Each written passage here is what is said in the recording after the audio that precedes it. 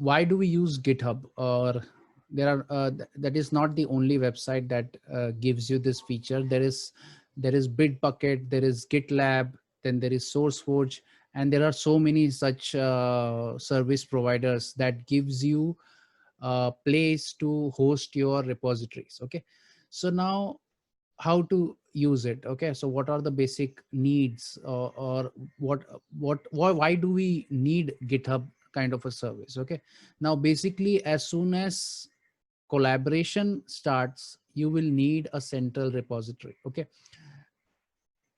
also let's suppose you are saving everything on your computer and there is no central repository for it.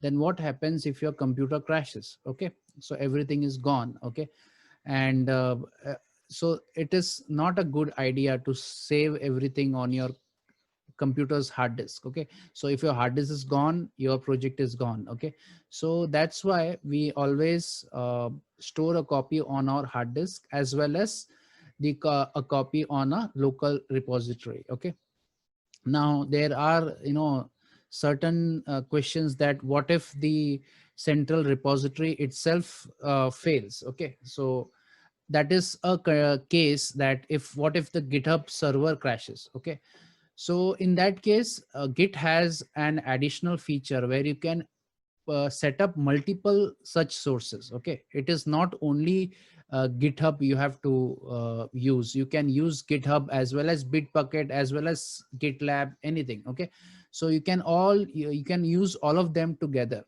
Okay, so that feature is there in uh, Git version control, so that is a very good option. So now to start with, what you will need is obviously an email ID. Okay. Now, if it's a college email ID, then you have lots of additional features. I would just like to show you. In fact, I have posted in group also. So you can see GitHub. You can just go to Google and search GitHub Student Development Pack. And you can see, if you do this, if you create an account with the college email ID, then there are so many things that you get. Okay, so you get a free domain, you get free hosting, you get AWS Educate uh, coupons, like for $100. That is pretty much enough for your basic needs. Then you get Unity software, students plan. Then I don't know how many of you have heard about JetBrains. If you start developing in Python, then you will know the importance of JetBrains. It is basically an IDE. Then Microsoft Azure also provides you with coupons for the students. And if you have heard about DigitalOcean, then DigitalOcean is again an hosting, a cloud hosting provider. Then Heroku is there. It is very famous for Node.js deployments. Then there are so many things. You can get a MongoDB Atlas account. Okay, cloud MongoDB basically. Then I don't know whether you will reach to this place or not. There is something called as test mail app.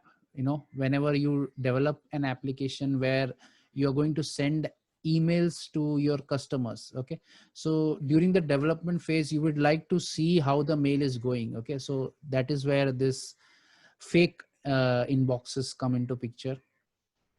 Then there are lots of things. You can see, I'm just showing you what all things are there. Payment gateway, Stripe is there. If you are interested in Adafruit products, okay, so you can go for it. Relp, you must have heard in C programming. I have shown you how to use Relp. Once you start developing, Travis CI is the place where your code is checked for errors and other things.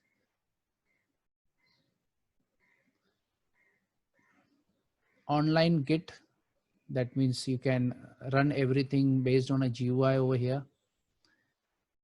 Algolia is a search engine which can help you implementing search in your projects. So that is also very good. in your next project, you can maybe use this service. Then there are like that, there are many. I'm not going to go in this complete list. It is a very huge list. So you can go ahead and find out how to, you just have to create a GitHub account and you will get these features by going to their website. Okay. So now let's begin. We have my email ID. Now, just for fun, I have named this account as Binod. Okay. So I see a lot of students using this name. um, I don't know why, but I searched a little and I found out what is Binod. So I thought, just for fun, let it be that name. Okay. Then let us go to github.com.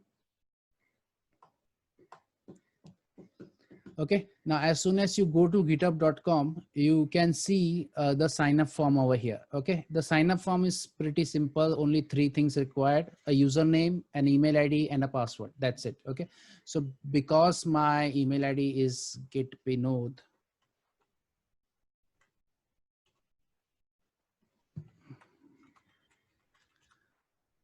and let me take the, okay, gitbinod and password. Okay. I have added these 3 things. Click for sign up.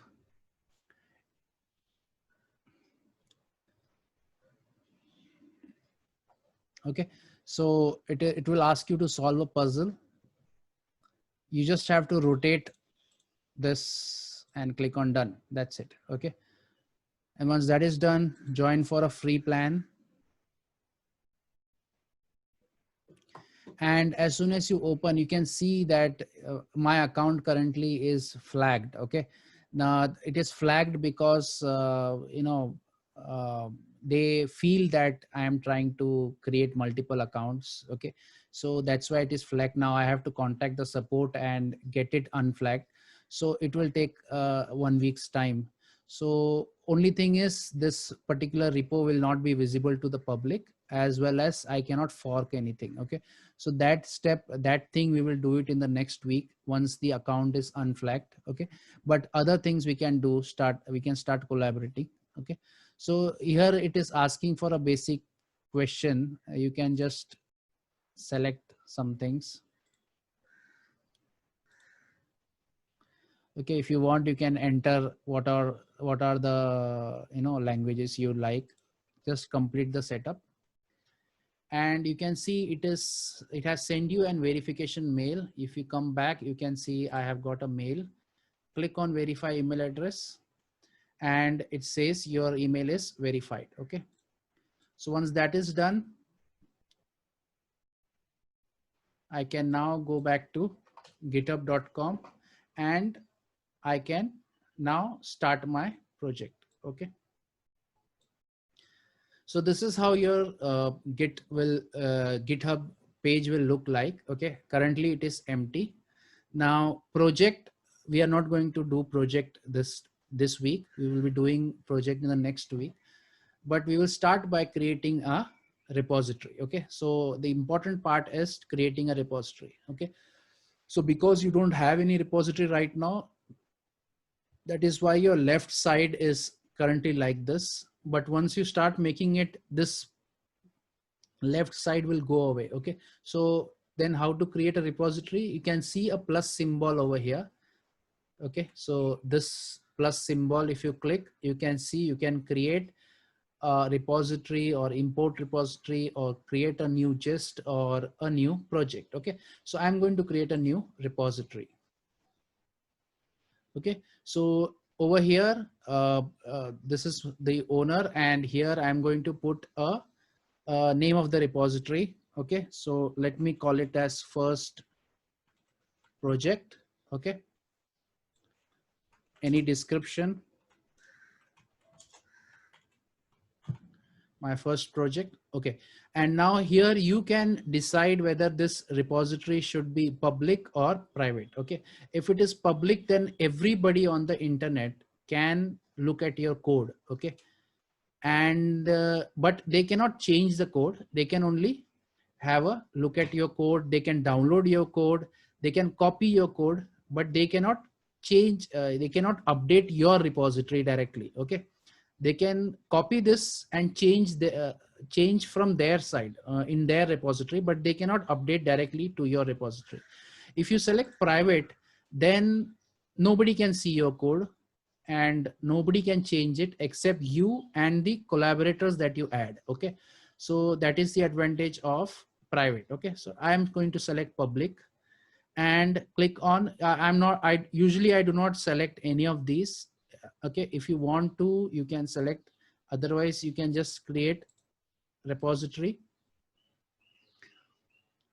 And once your repository is done, you can see it gives you two to three methods. Okay, so if you have a new, if you want to create, you're going to start a new repository, then these are the steps to use. But what I want to do is, I already have this repository over here, revision. Okay, so if you see, I have this two files and one folder. I want to put this on the Git. Okay, so I have an existing repository. I want to put that on the Git. So how to do it? So for that, I will be using the second method. It says push an existing repository from the command line. Okay, so for that, what you have to do is you have to first copy this. Okay, come over here, your repo, and paste the command. Okay, so now what this command does is, it is telling your Git repository to add a new central repository. Okay, so the command is git remote. So this is the command, git remote. By git remote, you add or remove repositories, remote repositories. Okay, and inside that, the command is add, to add new what do you say, new central repository. And after that, you can see this is the name of the remote repository. You can name this anything you want. Okay, so if I just do an up arrow, and if I want, I can just name it as GitHub server. Okay, I can do that. Okay, it is up to me to decide what I want to call it. Okay, so by default, it is called as origin. Okay, so that's why I have not changed anything. It is as it is, origin. Okay, so if I want to find out how many such remote repositories are there, I can just type git remote and press, git remote and press enter. You can see there is only one repository, that is origin. Okay, so I have now one repository. Now, if I go and refresh my code over here, still in the code, there is nothing. Why? Because you have just added the repository. You have not pushed the contents of your repo to the remote repo. Okay, now to push the contents, the command is, you can see the second command, that is,